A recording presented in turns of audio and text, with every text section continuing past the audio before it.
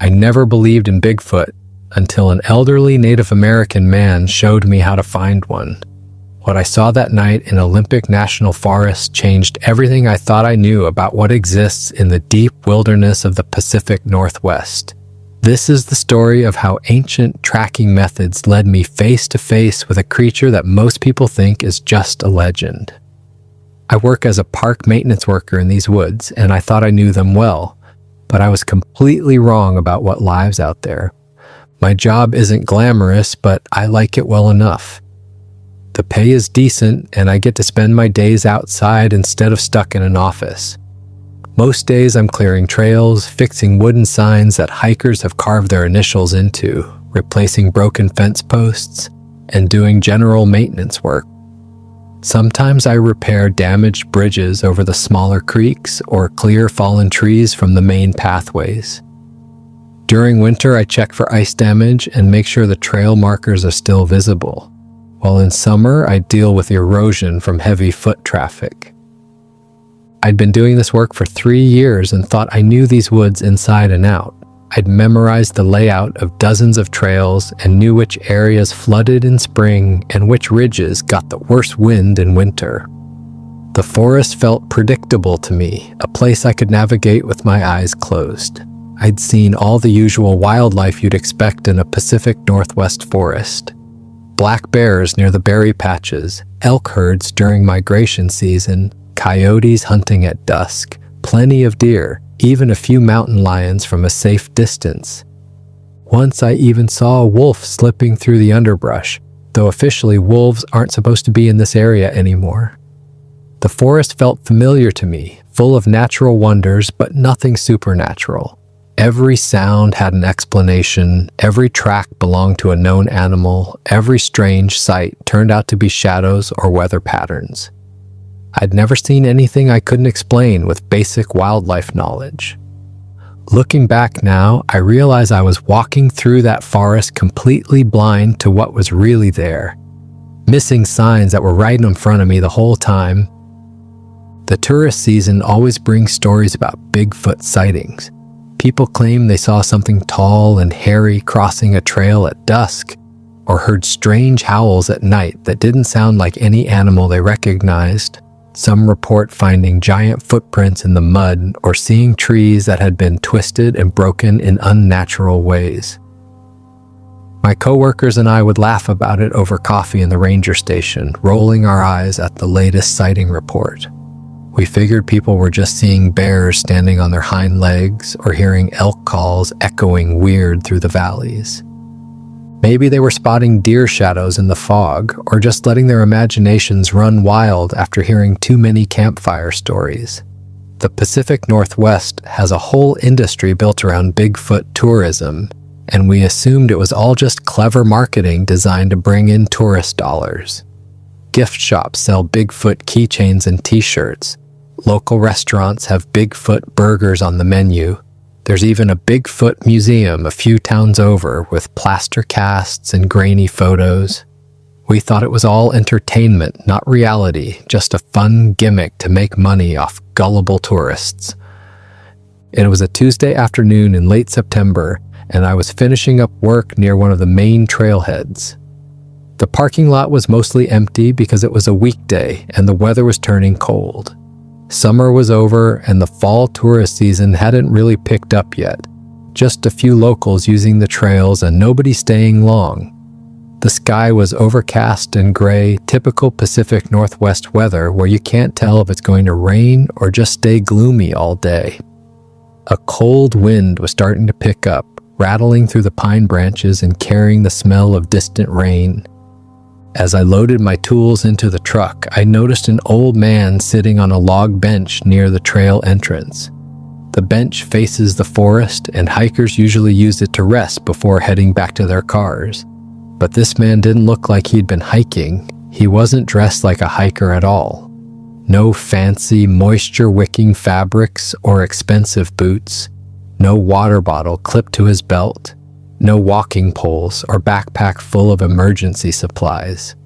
Just an elderly Native American man in worn jeans and a faded flannel shirt. sitting quietly and watching the forest with complete stillness. He had a simple walking stick across his lap, the kind you'd make yourself from a fallen branch, smoothed by years of use. Something about the way he sat there caught my attention.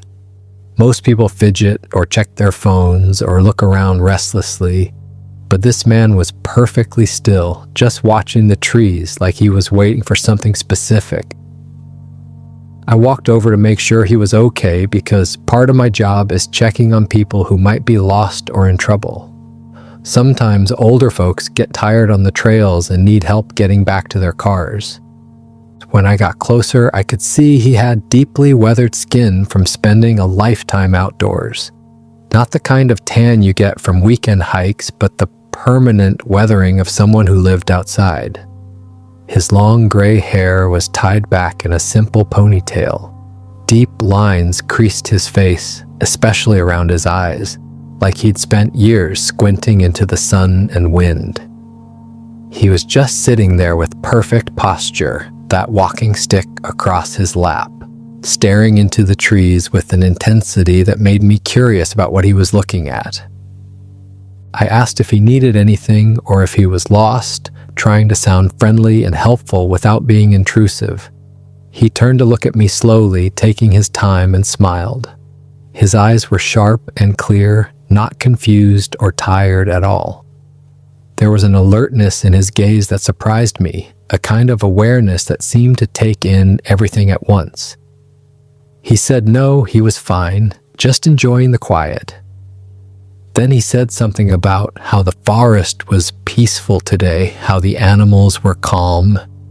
It was an odd thing to say, but I nodded along politely. Then he asked me a strange question that made me pause. He wanted to know if I'd ever seen the old ones in the forest. His exact words were, "Have you ever seen the old ones who live here?" I didn't understand what he meant at first. Old ones? I thought maybe he was talking about old growth trees, the ancient cedars and firs that have been standing for hundreds of years. Or maybe he meant old trails, the paths that indigenous people used long before this became a national park. I must have looked confused because he saw it on my face. He clarified in a way that made my stomach do a little flip. He asked if I'd ever seen the hairy people, the ones that walk like men but aren't men, the ones that live deep in the forest where humans don't usually go. I laughed nervously, more uncomfortable than amused. I told him about all the tourist Bigfoot stories we hear during summer, trying to keep my tone light. I explained that people claim to see Bigfoot all the time around here, but it's usually just bears or shadows or overactive imaginations working overtime. Sometimes people want to see something so badly they convince themselves a stump or a shadow is actually Bigfoot. I'd heard hundreds of these stories over 3 years and never believed any of them. They all sounded the same, vague descriptions of something tall and hairy glimpsed for just a moment before disappearing. His expression changed completely when I said that.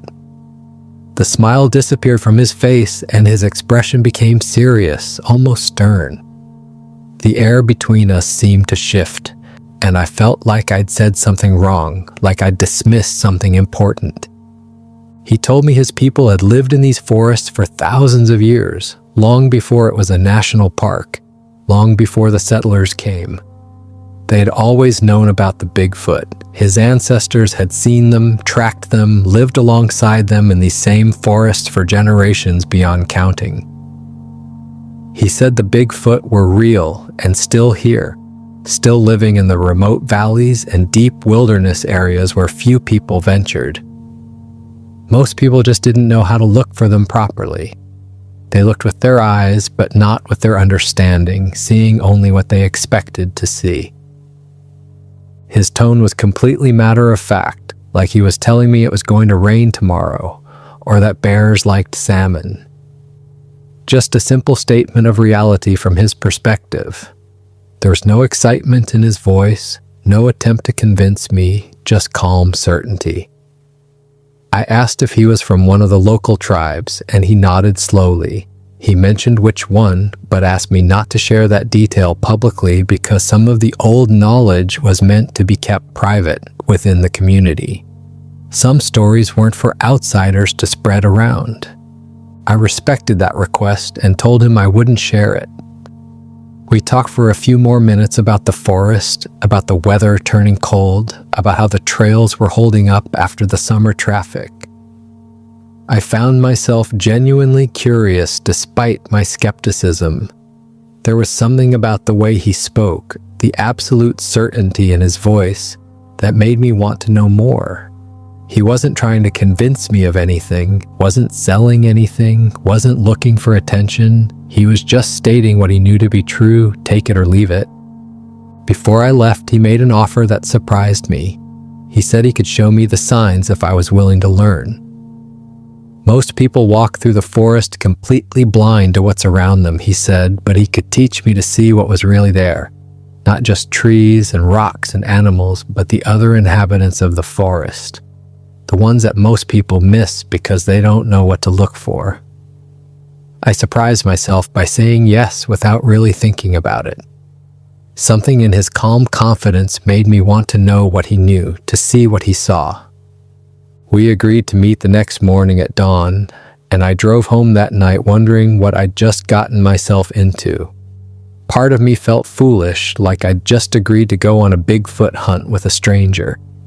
But another part of me was genuinely curious. What if there was something to all those stories? What if I'd been missing something obvious for 3 years? I didn't sleep well that night, my mind racing through possibilities. When my alarm went off before sunrise, I almost didn't go, almost talked myself out of it. When I showed up at the trailhead before sunrise, he was already there waiting. The parking lot was empty except for my truck, no other vehicles around. He stood near the trail entrance in the pre-dawn darkness, perfectly still, just a silhouette against the barely lightening sky. He hadn't brought any modern hiking gear, just his walking stick and a small leather pouch on his belt. I had my usual work pack with water, a first aid kit, my radio, protein bars, all the standard equipment. He looked at all my gear and shook his head slightly, a small smile playing at his lips. He didn't say anything about my equipment, but I got the message that I was carrying too much. We started walking into the forest as the sun began to come up, the light soft and gray filtering through the pine trees. Everything looked different in the dawn light, familiar trails taking on an unfamiliar quality. The morning air was cold and crisp, my breath visible in little clouds. He moved slowly but steadily, his walking stick tapping softly on the packed earth of the trail. Ever so often he would stop completely and just stand there, looking and listening. The first lesson started about 20 minutes into our walk. He stopped next to a large fir tree and pointed to the branches without saying anything at first. I looked, but didn't see anything unusual, just branches like any other tree. Then he gestured for me to look closer. I stepped up and examined the branches more carefully. Several of them were twisted in strange ways, bent and woven together at about 7 feet off the ground. Not broken by wind or bent by snow, but deliberately twisted like someone had grabbed them and tied them in knots. He explained that Bigfoot moves through the forest differently than other animals. Bears lumber and leave obvious paths, breaking branches and leaving claw marks on trees. Elk travel in herds and make a lot of noise, bugling and crashing through the underbrush. But Bigfoot moves with purpose and intelligence, he said, and they're more careful about how they travel. These twisted branches were markers, he explained, ways that Bigfoot communicates with others of their kind, territorial boundaries or trail signs that only they understand, a language written in bent wood and broken branches. We walked further and he showed me more twisted branches at different heights, all too high for a bear to reach and too deliberate to be natural. Some were twisted clockwise, some counterclockwise, Some were woven together in complex patterns that would have taken considerable time and dexterity to create. I tried to imagine what kind of creature could reach that high and have the hand coordination to twist branches like that. It would have to be something with human-like hands, but much taller than any person. The thought made me uncomfortable, but also fascinated. Then he led me to a small clearing about 50 yards off the main trail. In the center of the clearing were tree structures, logs stacked in deliberate formations. 3 thick logs arranged in a triangular teepee shape, standing about 5 feet tall. The logs were heavy Douglas fir, each one at least 6 inches in diameter and 8 feet long. I tried to lift one end of a log and could barely budge it. Whatever had moved these logs into place had incredible strength. He said Bigfoot makes these structures all over the forest, though nobody knows exactly why. Maybe they're territory markers, he suggested. Maybe they're shelters for when it rains. Maybe they're teaching tools, ways that adult Bigfoot show young ones how to manipulate their environment.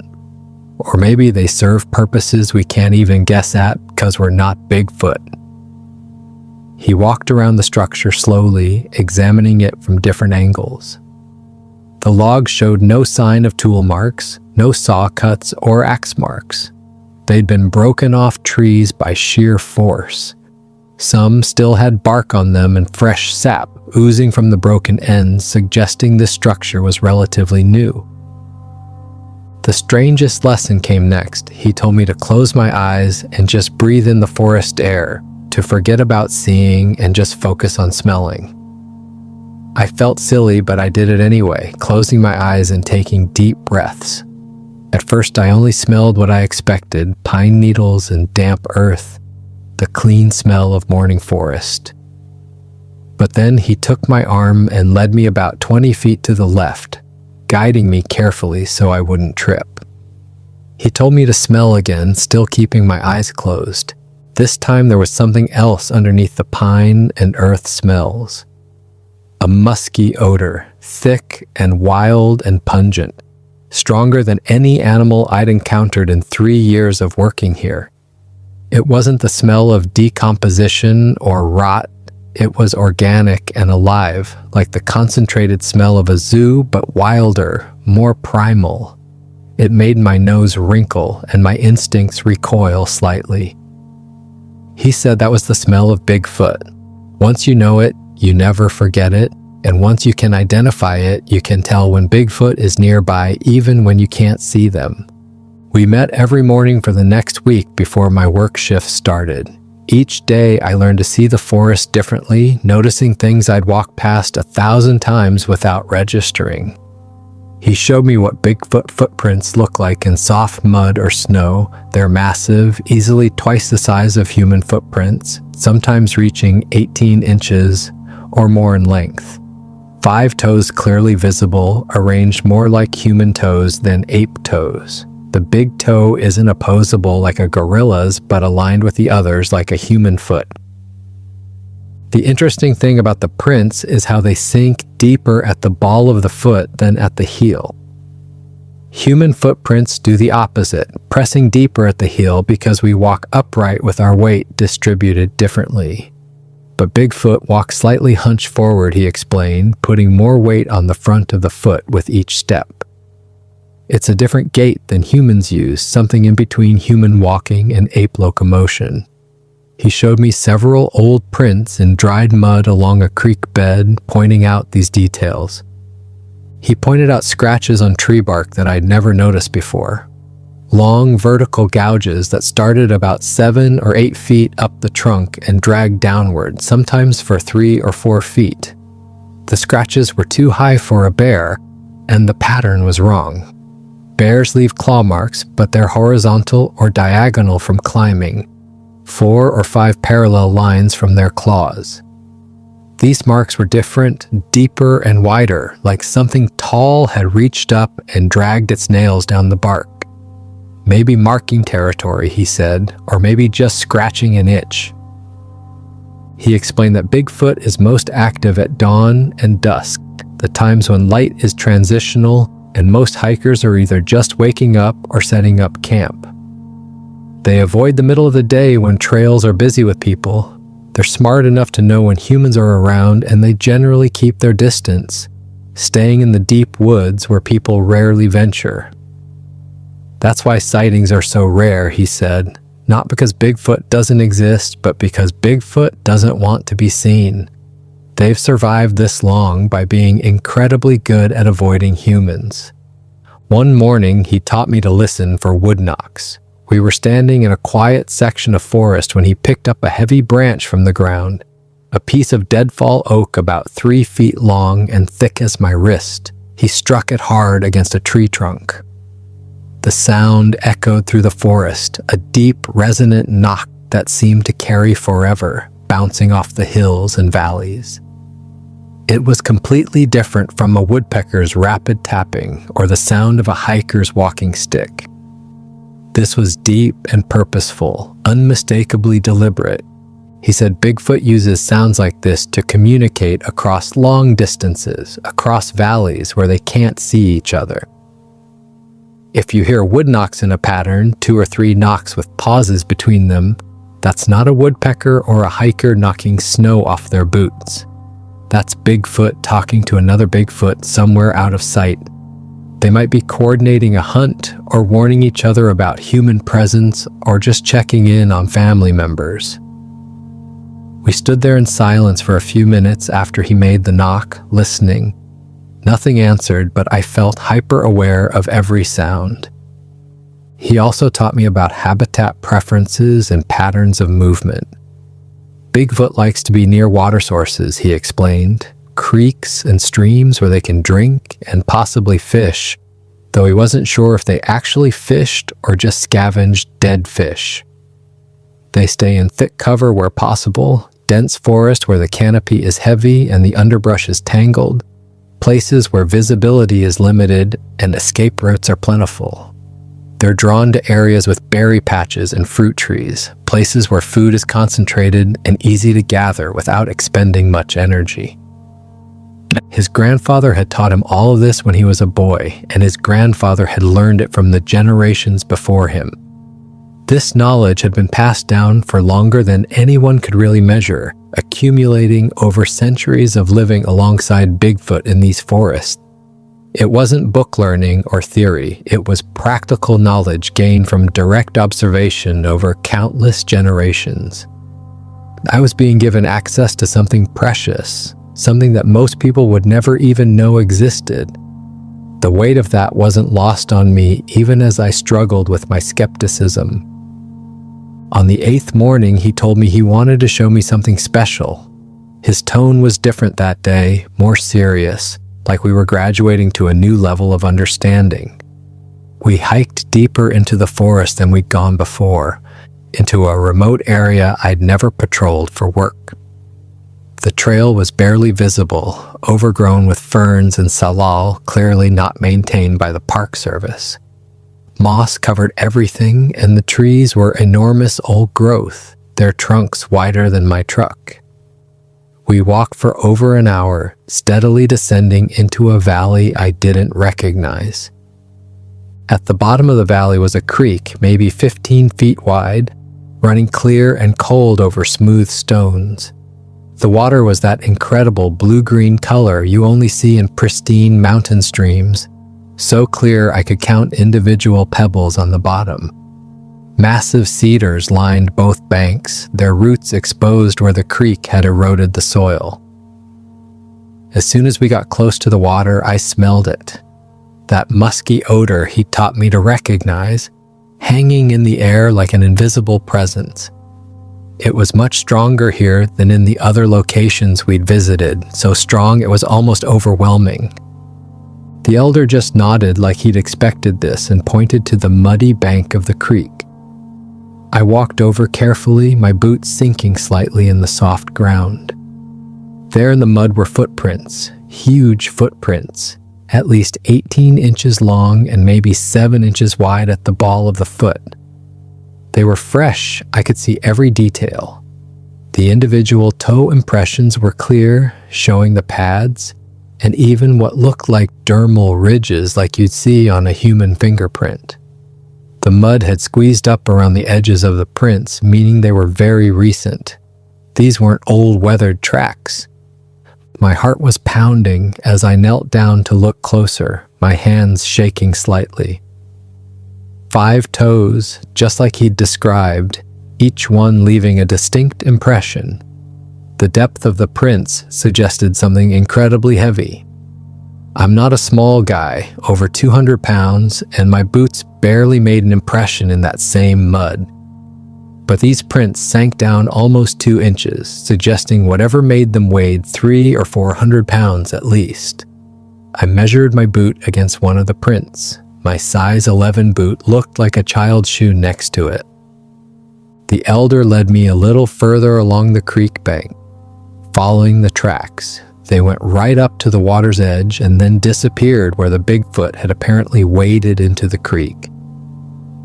On the opposite bank, I could see where the tracks emerged again, heading up into the dense forest. He showed me a crude structure made from bent saplings and broken branches about 30 feet from the water. It looked almost like a lean-to, but more complex, with branches woven together in a deliberate pattern. The structure was maybe 5 feet tall and 6 feet wide, providing partial shelter from rain.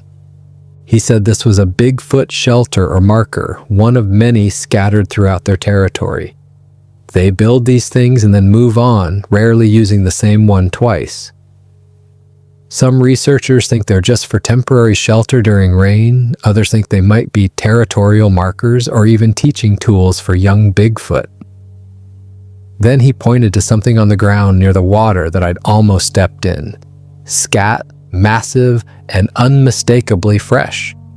Steam was actually rising from it in the cold morning air, meaning whatever left it had been here very recently, maybe within the last hour.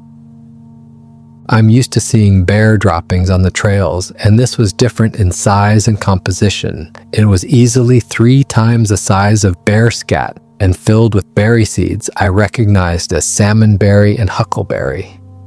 There were also what looked like bits of fish bones and possibly some small mammal fur.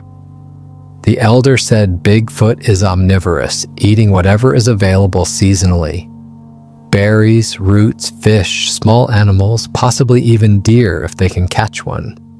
They're opportunistic feeders, intelligent enough to adapt their diet to what the environment provides. In that way, they're more like humans than like specialized eaters. He stood there looking around the area with deep satisfaction on his weathered face. He said they were still here, meaning Bigfoot still actively used this valley. You just had to know where to look and what to look for. Most people, even experienced hikers and park rangers like me, walk right past these signs without seeing them. They see the trees and the water and the wildlife, but they miss the bigger picture. They miss the evidence of something else living here, something that doesn't want to be found. We stood there for a long time, just absorbing the reality of what we were seeing. As we hiked back toward the trailhead that morning, the elder got more serious with me than he'd been before. His tone shifted, and I could tell he was about to share something important. He told me that Bigfoot is usually peaceful and avoids confrontation with humans. In all the generations his people had lived alongside them, violent encounters were extremely rare. But Bigfoot is fiercely protective of their territory, and especially protective of their young. If you stumble into an area where a Bigfoot is living with young ones, or if you corner one accidentally with no escape route, things can get dangerous very quickly. The key is to always give them space to retreat, he emphasized. Never chase them if you see one. Never try to corner them or follow them into thick brush. Never make them feel threatened or trapped. If you encounter one, stay calm, back away slowly, and give it room to leave. They're not aggressive by nature, but they will defend themselves and their families if they feel they have no choice. He'd heard stories from other elders about people who got too close, who didn't respect boundaries. and those encounters ended badly for the humans involved. He also warned me that Bigfoot is incredibly intelligent, more aware than any animal he'd ever encountered in decades of living in these forests.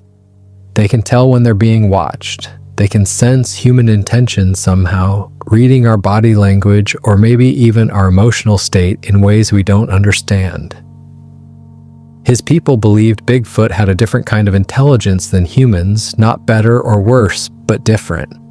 They don't build houses or use fire or make tools like we do, but they survive and thrive in an environment that would kill most humans in a matter of days. Sometimes Bigfoot will follow humans out of curiosity, he said, not out of aggression, but just to observe and understand. His grandfather had been followed several times while hunting in the deep woods.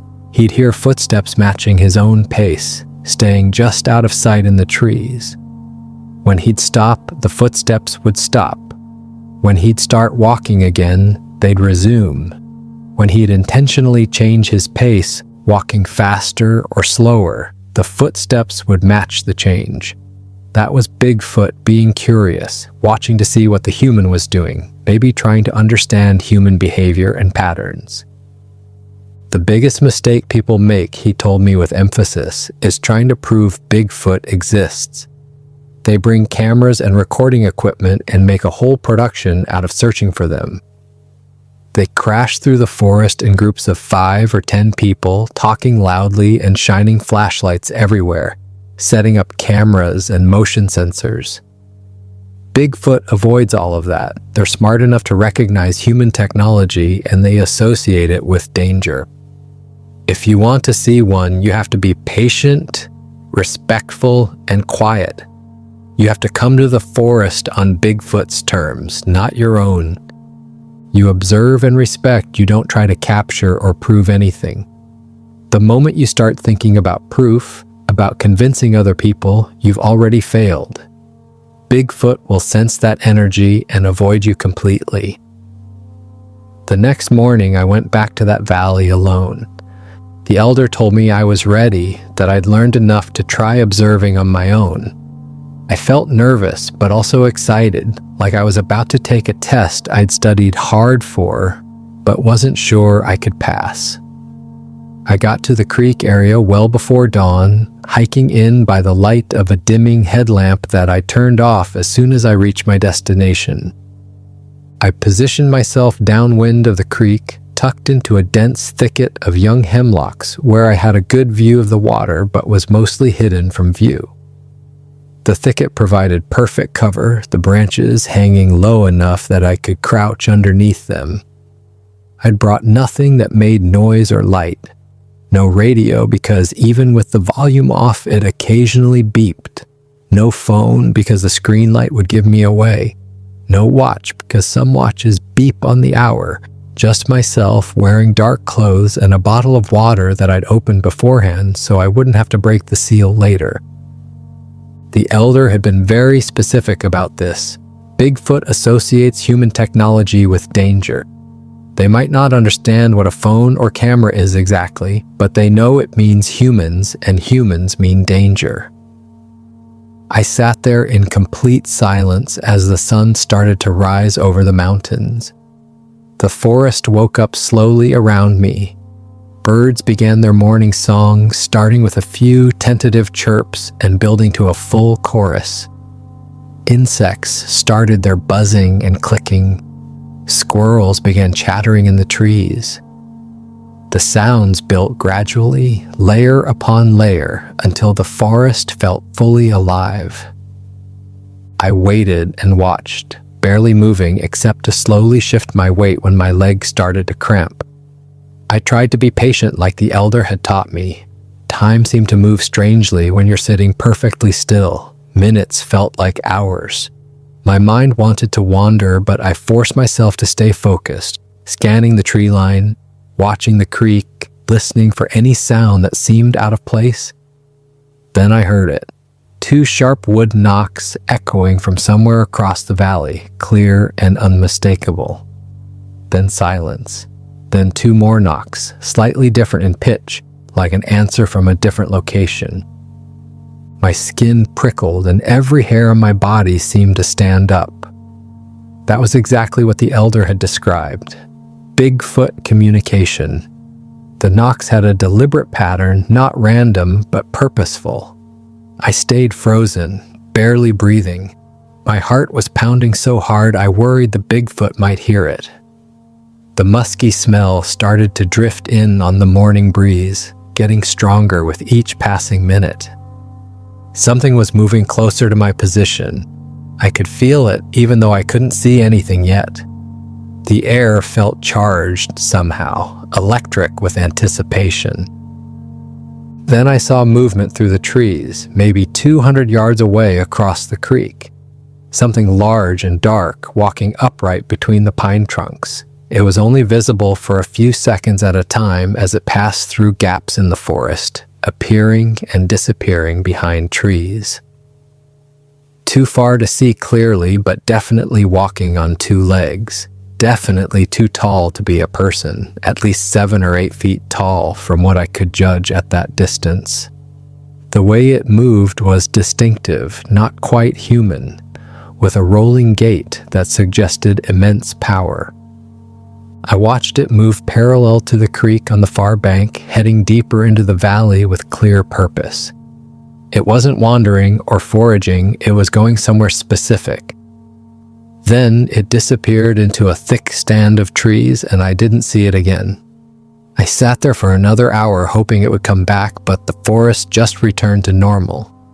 The musky smell faded gradually. The birds resumed their normal patterns. The tension in the air dissipated. I hiked out feeling shaky and exhilarated at the same time, my legs weak and my hands trembling from the adrenaline. I found the elder later that day at the same trailhead where we'd first met. He was sitting on that same log bench like he'd been waiting for me. I sat down next to him and told him what I'd seen. He listened carefully, asking specific questions about the wood knocks, about the smell, about the direction of movement. He nodded throughout my description, seeming pleased. He said I was learning to see what had always been there, developing the eyes to perceive what most people miss. Then he made a suggestion that both excited and terrified me. If I wanted to see a Bigfoot up close, really see one clearly, I should try an overnight observation. He said Bigfoot is most comfortable at night, especially when the moon is bright enough to provide some visibility. They feel safer moving in darkness when most humans are asleep or huddled around campfires. Nighttime is their time, when they can move more freely without fear of being seen. He gave me specific advice, speaking slowly and emphasizing each point. Bring no flashlight because the beam would scare them away instantly. Bring no camera because they somehow sense the electronics. Bring nothing that makes sound or light. Find a spot with good cover where I could see an open area, preferably near water where they'd be likely to visit. Set up during the day while I could still see, sleep during the afternoon and early evening to rest up, and then stay alert once full night fell. He reminded me again to be respectful, not intrusive. I wasn't there to prove anything to anyone else. I was there to observe for myself, to gain understanding, to see what few people ever see. The goal wasn't evidence, it was experience. I took a day off work the following week, calling in with a vague excuse about a family matter. I'd been thinking about it constantly since the elder's suggestion. Part of me thought I was being ridiculous, wasting a vacation day chasing something that probably didn't exist. But another part of me, a growing part, believed the elder completely. He had no reason to lie to me. He wasn't trying to sell me anything or get anything from me. He was simply sharing knowledge that his people had accumulated over countless generations. I checked the moon phase carefully and picked a night when the moon would be nearly full. I hiked into that valley in the afternoon, giving myself plenty of time to set up before dark. The forest looked different in afternoon light, longer shadows and a golden quality to the air. I was carrying only essentials. A sleeping bag, but no tent because a tent would block my view and rustle with every movement. a tarp for ground cover to keep moisture out, some cold food that wouldn't need cooking because a fire would announce my presence for miles. Water in bottles I'd opened at home so I wouldn't have to break seals in the night. No fire, no technology, nothing that would announce my presence to anything with sharp senses. I found a dense thicket overlooking a small meadow near the creek. The spot was perfect, even better than my morning observation point. Dense evergreen branches gave me deep cover and shadow, but the view ahead was clear and unobstructed. The meadow was maybe 30 yards across, open grass with scattered wildflowers. The creek ran along the far edge, visible through a gap in the trees. If anything came to the water, I'd see it clearly in the moonlight. I set up my simple camp, laying out the tarp and arranging my sleeping bag carefully. Everything was arranged so I could watch the meadow while remaining hidden. I ate a cold dinner of trail mix and jerky, chewing slowly and quietly, making no unnecessary sounds. Every small noise seemed amplified, the creek babbling over rocks, birds calling their evening songs, the wind rustling through pine branches. I was acutely aware of every sensation, every smell, every tiny movement in my peripheral vision. My nerves were strung tight with anticipation. Then I tried to sleep as the sun went down, climbing into the sleeping bag while it was still light. The elder had told me to rest during the late afternoon and evening because I'd need to be alert all night. Bigfoot is most active in the deepest part of the night between 10 p.m. and 3 a.m., when most predators are sleeping and the forest is at its quietest. It was hard to fall asleep knowing what I was planning to do. My mind kept racing through possibilities, through what-if scenarios. What if I actually saw one up close? What if it saw me? What if the elder was wrong and there was nothing out here? But eventually exhaustion won over excitement, and I dozed off for a few hours of fitful, dream-filled rest. When I woke up, the moon was rising over the trees, enormous and orange on the horizon, gradually climbing and turning silver white. The forest was bathed in pale silver light, bright enough to see fairly well, but still maintaining deep shadows. I positioned myself in the thicket with a perfect view of the meadow. It took about 15 minutes for my night vision to fully develop. The meadow shifted gradually from murky shadows to a landscape of silver grass and black tree silhouettes.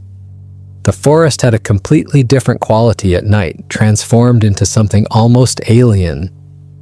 All the daytime sounds were replaced by the calls of owls hunting in the darkness, their hoots echoing through the valleys. Small nocturnal creatures rustled in the underbrush, mice or voles going about their nighttime foraging. The constant sound of the creek provided a backdrop to everything else, a soothing white noise that helped me focus. I sat there perfectly still for hours, my legs cramped up badly, sharp pains shooting through my calves and thighs. My back ached from maintaining the same position. But I didn't dare move. Even shifting my weight slightly might make noise that would carry through the quiet night. The mosquitoes were terrible, worse than I'd expected.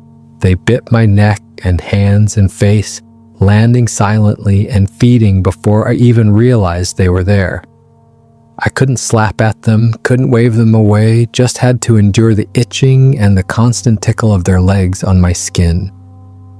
I focused on keeping my breathing slow and shallow, trying to become part of the landscape instead of an intruder in it. Around 11 o'clock, something changed. I'd been sitting there for almost 3 hours and had started to wonder if this whole thing was a waste of time. Maybe the Bigfoot only came through this area occasionally. Maybe I'd picked the wrong night or the wrong phase of the moon. Maybe the elder had been mistaken about this valley being an active area. But then I noticed that all the normal forest sounds had suddenly stopped. Complete silence except for the creek. The owls stopped calling. The crickets stopped chirping, the mosquitoes stopped buzzing. Even the small rustling sounds of mice and voles ceased completely. It was like someone had pressed a mute button on the entire forest. The silence was so profound it hurt my ears. The hair on the back of my neck stood up, and my heart started pounding hard enough that I could feel it in my throat. Then I smelled it. That powerful, musky odor, thick and heavy and unmistakable, drifting through the trees on the still night air. It was much stronger than I'd ever smelled it before. So strong it was almost overwhelming and made me want to gag. The smell was concentrated and fresh, not old scent lingering from earlier.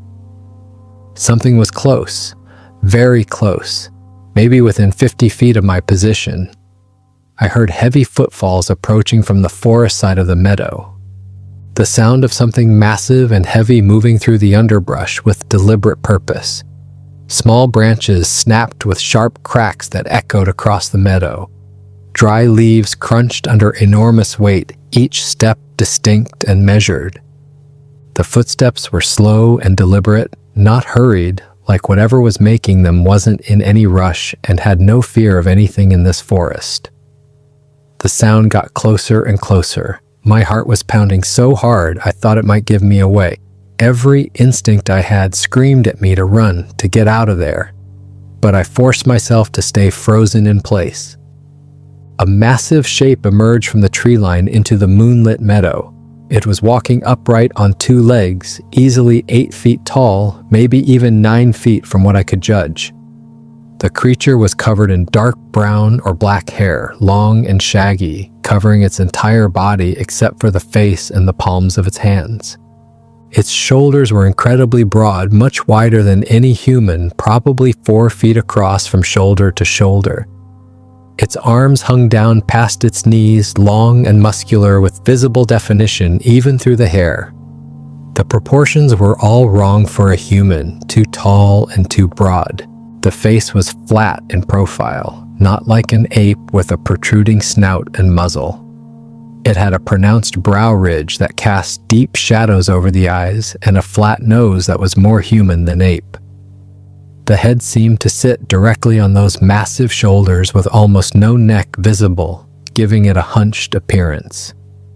The Bigfoot moved with a slight forward hunch, walking in a rolling gait that was distinctly not human but not quite animal either. Something in between, something unique.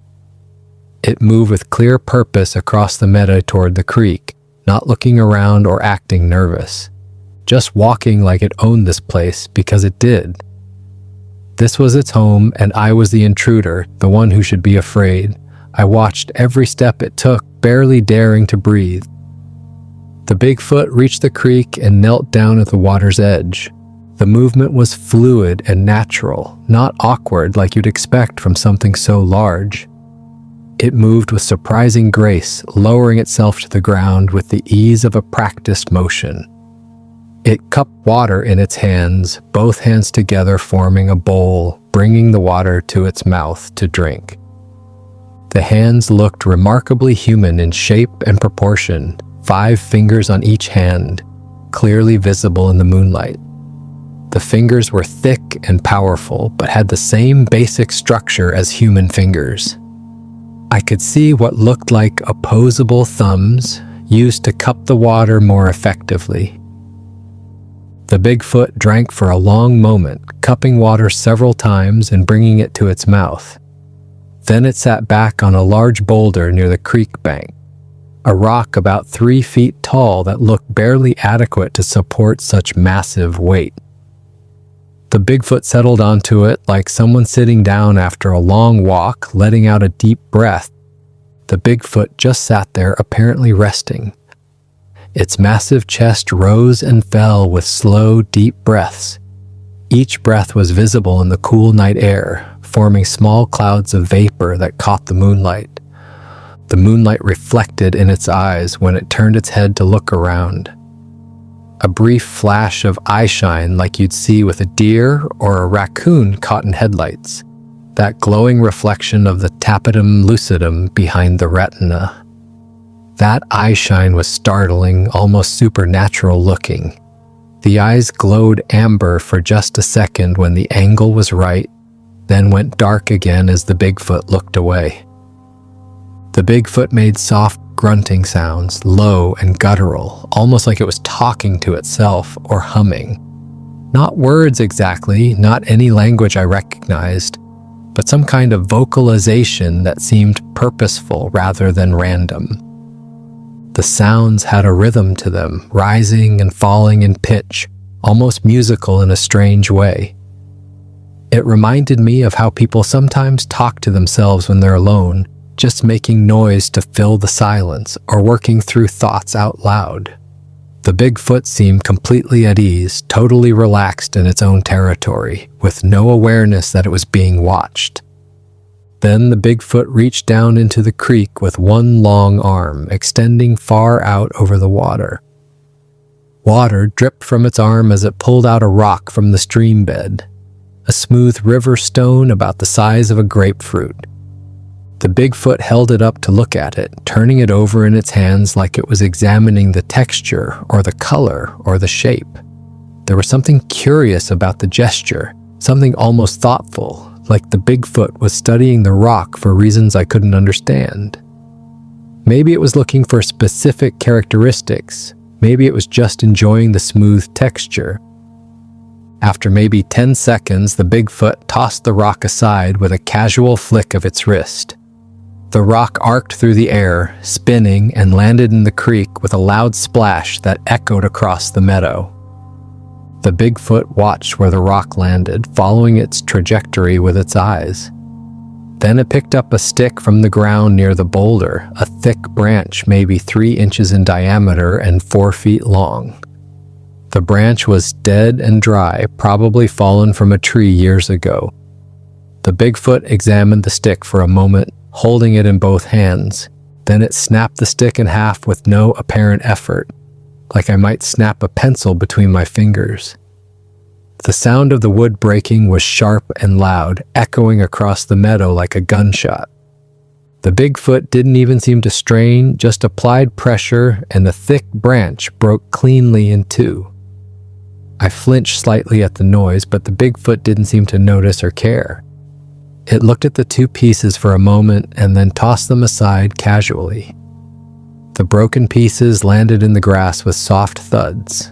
The Bigfoot went back to sitting quietly on the boulder, just being still. The whole scene was surreal beyond anything I'd experienced. Here was this creature that supposedly doesn't exist, that science says can't exist, just sitting by a creek in the moonlight doing normal things. It wasn't doing anything particularly remarkable or supernatural, just existing in its own space, going about its nighttime routine. That ordinariness somehow made it more real, more believable, than if it had been doing something dramatic. This wasn't a monster or a legend or a figment of imagination. This was a living being with its own behaviors and patterns, resting after traveling, taking a drink, examining objects out of curiosity.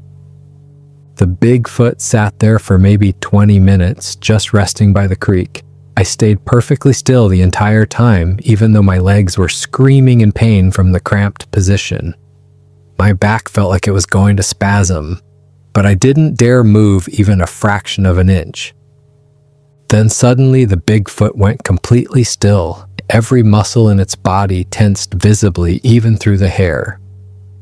Its head turned slowly, deliberately in my direction, not searching randomly but turning directly toward my hiding spot. Like it knew exactly where I was. My blood ran cold and I felt a spike of pure fear. I realized with absolute certainty that it knew I was there. It had probably known the whole time from the moment it entered the meadow. Maybe it had smelled me despite my positioning downwind. Maybe it had heard my heartbeat or my breathing. Maybe it had some sense I didn't understand. Our eyes met across the distance of maybe 50 feet. Even in the shadows and moonlight, I could feel its gaze locked onto mine with laser intensity. It was the most intense moment of my life. I felt completely exposed, vulnerable, like all my clothes and my skin had been stripped away, and I was just raw nerve endings. I felt like I was being analyzed and studied, examined by an intelligence I couldn't begin to understand. There was an awareness behind those eyes that was undeniable. This wasn't an animal staring at me with simple curiosity or assessing me as potential prey or threat. This was something thinking, considering, making conscious decisions about how to respond to my presence. The Bigfoot didn't seem angry or afraid. It just seemed aware, knowing. We stared at each other for what felt like minutes, but was probably only 10 or 15 seconds. Time seemed to stretch out and compress simultaneously. In that moment, I understood everything the elder had told me about Bigfoot intelligence. This creature knew I was there, knew I'd been watching, and was choosing how to respond. It had options. It could charge and hurt me easily. It could flee into the forest and disappear. It could vocalize and try to scare me. But it chose none of those things. It simply acknowledged my presence with that steady gaze, letting me know that it knew that I'd been seen and assessed. The weight of that intelligence was overwhelming. I felt like I was looking at something ancient and wise, something that had survived in these forests for countless generations. The Bigfoot slowly stood up, still looking directly at me. It rose to its full height, towering and powerful in the moonlight, easily 8.5 feet tall. Its shoulders were level with tree branches that I couldn't reach even jumping. Then it made a low huffing sound, a single deep exhalation from deep in its chest that wasn't quite a growl but wasn't friendly either. The sound was loud enough to feel in my chest like a bass note. It felt like acknowledgement, like the Bigfoot was saying, "I see you, I know you're here, I'm choosing to leave, but I could choose differently." Then it turned and walked back toward the tree line with that same rolling gait I'd seen before. It didn't hurry or run or show any sign of fear. It just walked calmly away, moving with unhurried confidence. Each step was measured and purposeful. It reached the edge of the forest, and for a moment was silhouetted perfectly against the lighter background of the meadow, every detail of its massive form visible. Then it stepped into the shadows under the trees and disappeared. One moment it was there, and the next it was gone, swallowed by the darkness under the canopy as if it had never existed. The forest sounds gradually returned after the Bigfoot left. Crickets started chirping again, tentatively testing the air. An owl called from somewhere distant. The normal night sounds resumed as if nothing had happened, as if the forest was releasing a breath it had been holding. But I stayed frozen in place for another hour, shaking uncontrollably from adrenaline and awe. My legs were completely numb from staying still so long. My whole body was trembling and I couldn't make it stop. I couldn't quite process what I just witnessed. Every time I tried to think about it rationally, my mind just spun in circles. I waited until dawn before moving, wanting to make absolutely sure the Bigfoot was gone and not coming back. As the sun rose gradually over the mountains, I finally stood up. My legs barely worked and I had to grab onto a tree branch to keep from falling. Pins and needles shot through my feet and calves as blood flow returned. I walked carefully over to the creek where the Bigfoot had been sitting, moving slowly on unsteady legs. The rock where it had sat was still slightly warm to the touch when I put my palm on it. The stone had retained the heat from the Bigfoot's body even after an hour. I knelt down and looked at the muddy bank where there were clear impressions. Massive footprints at least 18 inches long, pressed deep into the soft ground. The prints were incredibly detailed in the morning light. I could see the individual toe pads, could see what looked like dermal ridges on the ball of the foot, could see how the mud had squeezed up around the edges from the immense weight. I took out my water bottle and laid it next to one print for scale. The bottle was completely dwarfed. The print was almost as long as my forearm from elbow to fingertips. I found the broken stick pieces, the thick branch the Bigfoot had snapped like a twig. I picked up one piece and tried to break it further. I couldn't even crack it, couldn't even get it to splinter. Whatever strength the Bigfoot possessed was far beyond human capability, beyond anything natural. I thought about the casual way it had snapped that branch. No visible effort, just a simple motion. The musky smell still lingered in the area, clinging to the grass and bushes near where the Bigfoot had emerged from the forest. It was weaker now, but still distinct, still recognizable. I gathered my sleeping bag and tarp, rolling them up with shaking hands. Part of me kept trying to rationalize what I'd seen, to find some explanation that didn't involve Bigfoot. Maybe it was a person in a costume, though no costume could capture that fluidity of movement or produce that smell. Maybe it was a bear that had learned to walk upright, though no bear has hands like that or moves with that gait. Maybe I'd hallucinated the whole thing from lack of sleep and too much anticipation. But I knew none of those explanations made sense. I'd seen what I'd seen, and there was no explaining it away. I hiked out of the valley on wobbly legs and went straight to find the elder. He was at the same trailhead where we'd first met, sitting on that log bench like he'd been waiting for me all night. Maybe he had been. I sat down heavily next to him and told him everything, every detail I could remember, the way it moved, the way it drank, the sounds it made, the way it looked at me. He listened without interrupting, just nodding occasionally. His face showed no surprise, only deep understanding. When I finished, he was quiet for a long moment, looking out at the forest. Then he told me I'd been given a gift. Most people never get that close to a Bigfoot, he said. Most people spend their whole lives looking and never see one clearly or up close. The Bigfoot had let me see it. It could have avoided me entirely if it wanted to. They're masters of staying hidden when they choose to be, able to move through the forest like ghosts when they don't want to be detected.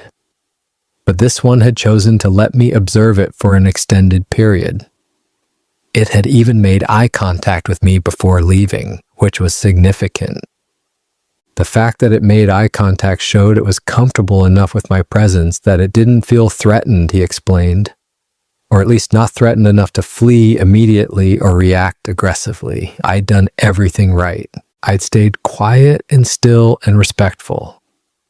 I'd approached the forest on Bigfoot's terms instead of demanding that Bigfoot accommodate to my expectations.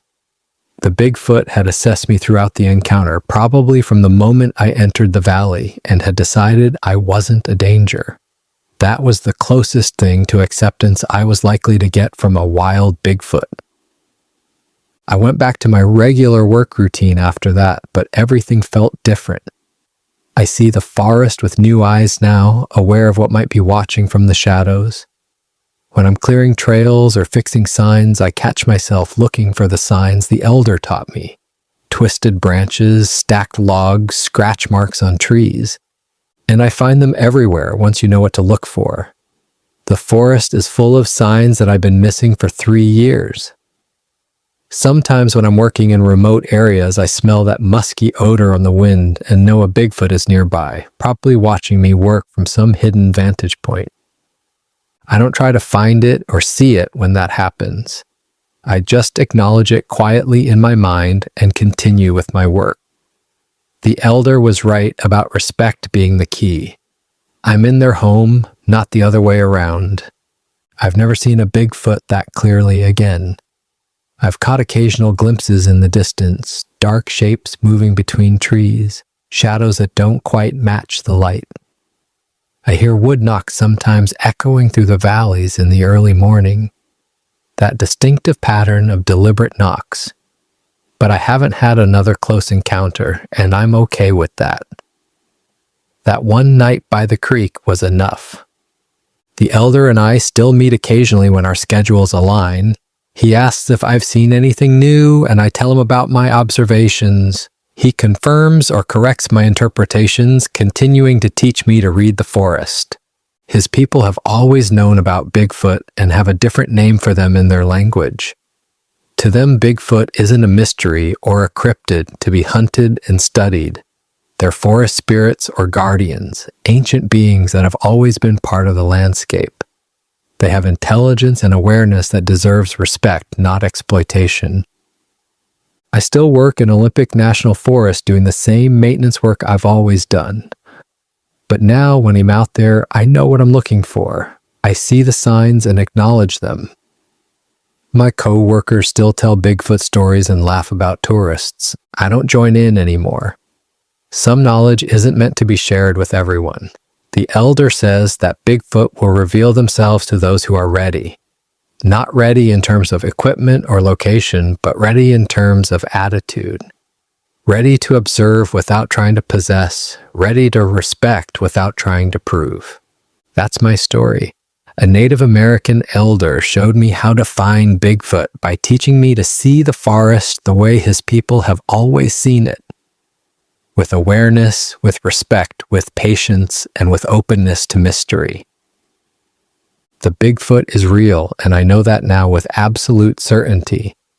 But more importantly, I know that some things are meant to remain in the shadows, experienced by a fortunate few and then left in peace.